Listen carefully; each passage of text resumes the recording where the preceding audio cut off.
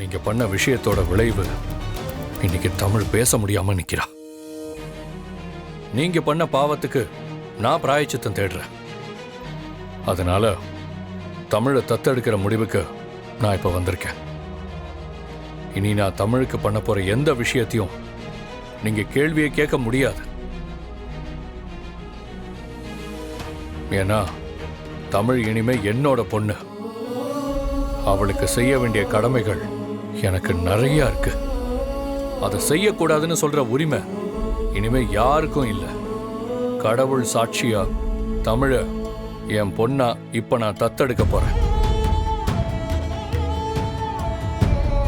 மாப்ள, நீங்க பெரிய தப்பு பண்றீங்க. கடவுள் சன்னிதானத்துல உட்காந்து இந்த பொண்ணை தத்தெடுக்க போறேன்னு சொல்றது அவ்வளவு சாதாரண விஷயம் கிடையாது. நீங்க இந்த மாதிரி ஒரு முடிவு எடுக்கிறதுக்கு இந்த நிமிஷம் உங்களுக்கு எந்த உரிமையும் கிடையாது. ஏன்னா நீங்க என் பேத்தி மித்ராவை கல்யாணம் பண்ணிக்கிறதுக்கு முடிவு எடுத்திருக்கீங்க. இந்த சமயத்துல இப்படி ஒரு முடிவு எடுக்கிறது எந்த விதத்துல நியாயம்? நல்லா கேளுங்க பாட்டி. சம்பந்தம் இல்லாத ஒரு குடும்பத்தை வீட்டுக்குள்ள வச்சுக்கிட்டு இன்னைக்கு அந்த குடும்பத்தை சம்பந்தப்படுத்திக்கிறதுக்காக அந்த பொண்ணை தத்தெடுத்துக்க போறதா சொல்றாரு. கல்யாணத்துக்கு அப்புறம் இது எவ்வளவு பெரிய பிரச்சனை ஆகும்னு அவர் யோசிச்ச மாதிரியே தெரியல. ஆதி, நீங்க எவ்வளவு பொண்ணா தத்தெடுத்துக்கலாம். ஆனா எவ்வளவு பெத்த பொண்ணுக்கு அம்மா வரணும்ன்ற அவசியம் மித்ராக்கு கிடையாது. நந்தினி, இந்த நிமிஷம் எனக்கு வேற எதை பத்தியும் கவலை இல்லை. நான் எடுத்த முடிவை மாத்திக்க போறதும் இல்லை. தமிழுக்கு மித்ராவை அம்மாவா இருக்க சொல்லி நான் கேட்கவே இல்லையே. ஆனா நான் தான் தமிழோட அப்பா.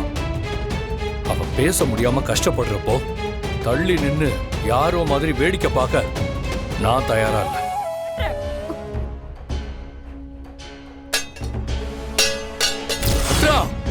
என்னம்மா அது?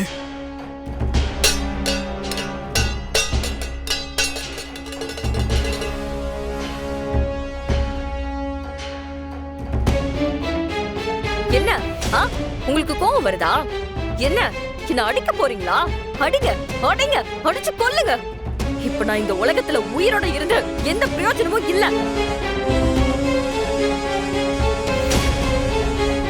இப்ப இவ்வளவு தத்தெடுக்கிறேன்னு சொன்னீங்கல்ல, அந்த நிமிஷமே நான் உயிரோட இருக்கிறதுல எந்த அர்த்தமும் இல்லைன்னு தெரிஞ்சு போச்சு.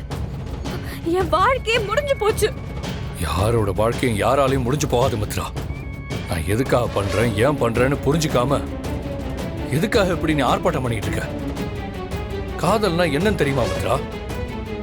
நமக்கு பிடிச்சவங்க நம்ம கூட இல்லைன்னாலும் அவங்க நல்லா இருக்கணும்னு தள்ளி நின்னு அவங்களுக்காக மனசார கடவுள்கிட்ட வேண்டிக்கிறது தான் காதல். அதுதான் உண்மையான காதல். உண்மையான காதல் காதலிக்கிறவங்கள கனவுல கூட கஷ்டப்படுத்தி பார்க்காது. காதல்னா விட்டு கொடுக்கிறது. காதல்னா தட்டி கொடுக்கிறது. காதல்னாலே கூட நின்னு தனக்கு பிடிச்சவங்க எடுக்கிற முடிவுக்கு சப்போர்ட் பண்றது. எந்த மாதிரி சூழ்நிலையிலையும் நான் உன் கூட இருக்கேன், நீ எனக்கு பிடிச்சத எது வேணாலும் பண்ணுன்னு சொல்லி தோள் கொடுத்து துணையா நிக்கிறது. நீ பண்றதெல்லாம் பார்த்தா அப்படி தெரியல மித்ரா. உனக்கு என் மேல இருக்கிறது காதலே இல்லை. நான் உனக்கு மட்டும்தான் நினைக்கிற சுயநலம், பொசசிவ்னஸ். இதுக்கு நீ காதல்னு பேர் வச்சா அந்த காதல் ரொம்ப நாளைக்கு உயிரோட இருக்காது. அதனால முடிஞ்சா நான் தமிழை தத்தெடுக்கிறப்போ என் கூட நில்லு. இல்லனா ஒரு ஓரமா நின்னு வேடிக்கை பாரு. கேட்டியா? கேட்டியா? அதைய என்ன பண்ணி வச்சிருக்க? நல்ல கருணாக மாதிரி எங்க இருந்து நீங்க வீட்டுக்குள்ள வந்த? நான் சொல்றத நல்லா கேட்டுக்கோ. இப்போ இந்த நிமிஷம் மரியாதையா உன் பொண்ணை கூட்டிட்டு இங்க இருந்து ஓடி போயிரு. இல்லனா இங்க என்ன நடக்கும்னு எனக்கே தெரியாது. என்ன உன் பொண்ணை வச்சு டிராமா பண்ணிக்கிட்டு இருக்கியா? நான் யாருன்னு உனக்கு தெரியாது. ஆதிக்கும் எனக்கும் நடுவுல யார் வரதுக்கும் நான் அனுமதிக்கவே மாட்டேன். பாட்டி, அவளை பாருங்க பாட்டி. என்னை எவ்வளவு நக்கலா பாக்குறா பாருங்க பாட்டி, பாருங்க. ஏய் பாரதி, மரியாதை கேட்டணும் உனக்கு. ஒழுங்கு மரியாதையா உன் பொண்ணை இங்க இருந்து கூட்டிட்டு ஓடி போயிரு. இல்ல நடக்கிறதே வேற. சார், நீங்க தமிழை உங்க பொண்ணா தத்தெடுக்கிறதுக்கு நான் மனப்பூர்வமா சம்மதிக்கிறேன். எனக்கு முழு சம்மதம்.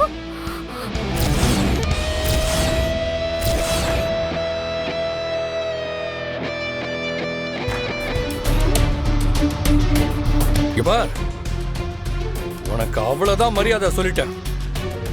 இது கோயிலா இருக்கிறதுனால உங்கன கையை அடிக்காம கீழே இறக்கிட்டேன். ஆனா நான் எப்பவும் இதே அளவுக்கு பொறுமையா இருப்பேன்னு என்னால சொல்ல முடியாது. இதுக்கு மேலேயும் என் கோவத்தை சீண்டாத மித்ரா. உங்க எல்லாருக்கும் ஒன்னு சொல்றேன், நல்லா கேட்டுக்கங்க. தமிழுக்கும் எனக்கு இருக்கிற சம்பந்தம் என்ன ஏதுன்னு தெளிவா சொல்லிட்டேன். தமிழ் தான் என்னோட பொண்ணு.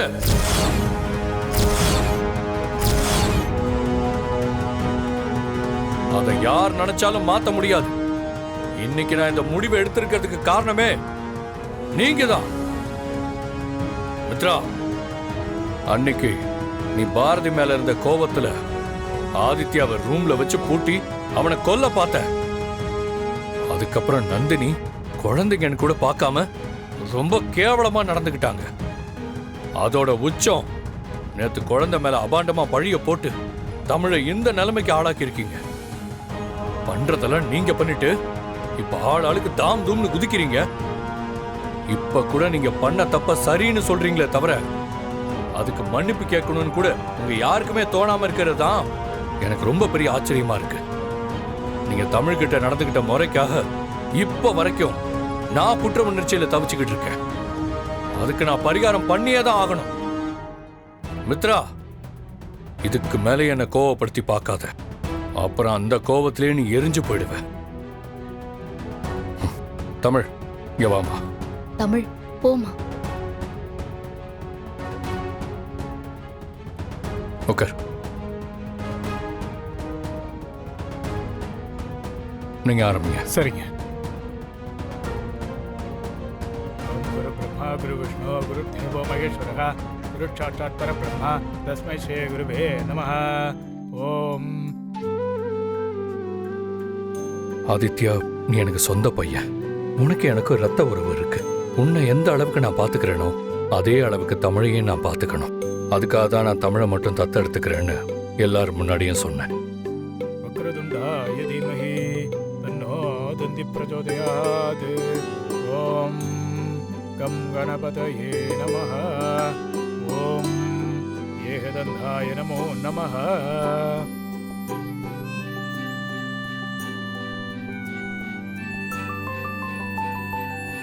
தம்பி, இந்த நிமிஷத்திலிருந்து இது உங்களோட பொண்ணு. கடவுள் சன்னதியில நீங்க பரிபூரணமா இந்த குழந்தைய தத்தெடுத்துக்கிட்டீங்க.